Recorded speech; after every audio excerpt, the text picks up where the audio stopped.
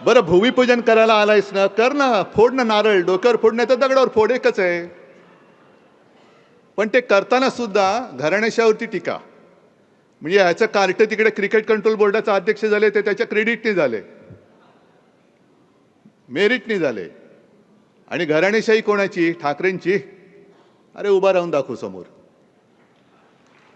आणि मग त्या अब्दालीला मला सांगायचं आहे,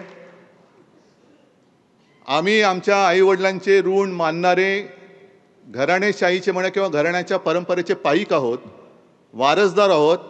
आत्ता संजय राऊत म्हणाले ना, तशी तुमची ब्रह्मचार्याची पिलावळ आमची घराणेशाही नाहीये. तुमची ब्रह्मचार्याची पिलावळ आहे. एकेका ब्रह्मचार्याला 40-40 पोरं झाली कशी? आणि मग ब्रह्मचार्याला जर का 40 पोरं होत असतील तर मला ते तुकाराम महाराजांचा अभंग आठवला. आणि तीच परिस्थिती भाजपची झाली. गाढवही गेले आणि ब्रह्मचर्यही गेलं. आता तो अभंग जाऊन, जसं मी दसऱ्याच्या मेळाव्यात तुम्हाला सांगितलं होतं संदर्भ, तसा ह्याचा संदर्भ तुम्ही मुद्दामून शोधा. तुकाराम महाराज असं का म्हणाले? हा अभंग आहे. गाढवही गेले आणि ब्रह्मचर्यही गेले. तसं आज भाजपची परिस्थिती आहे. गाढवही गेले आणि ब्रह्मचर्य, त्याचा अर्थ नाही मी आता सांगत. आजचा विषय हा एवढ्यासाठी फार महत्त्वाचा आहे की आजपर्यंत आपण असं म्हणत होतो, आणि तशी लोकशाहीच आहे. शिवसेना प्रमुख जे आपल्याला सांगायचे की आपल्यात ती एक जी म्हण आहे, यथा राजा तथा प्रजा. म्हणजे जसा राजा असतो तशी प्रजा असते. लोकशाहीमध्ये काय झालं? यथा प्रजा तथा राजा. कारण लोक हे राजा निवडत असतात. म्हणजे लोकशाहीमध्ये साधारणतः मतदार सरकार निवडतात. आत्ताची परिस्थिती अशी की सरकार मतदार निवडायला लागलेलं आहे.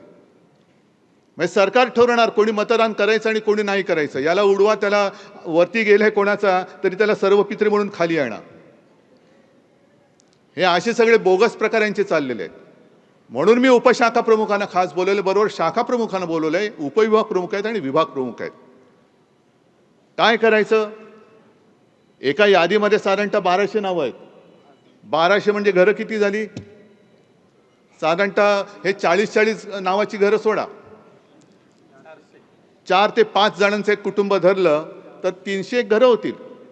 मग तुमच्यापैकी सगळेजण आपल्या गटप्रमुखांची टीम घेऊन 300 घरं आपण कंट्रोल करू शकतो की नाही करू शकत?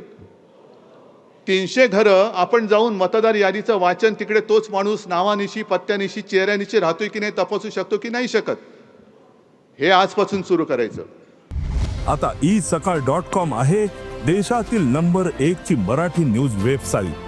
प्रत्येक अपडेटसाठी isakal.com ला नक्की भेट द्या.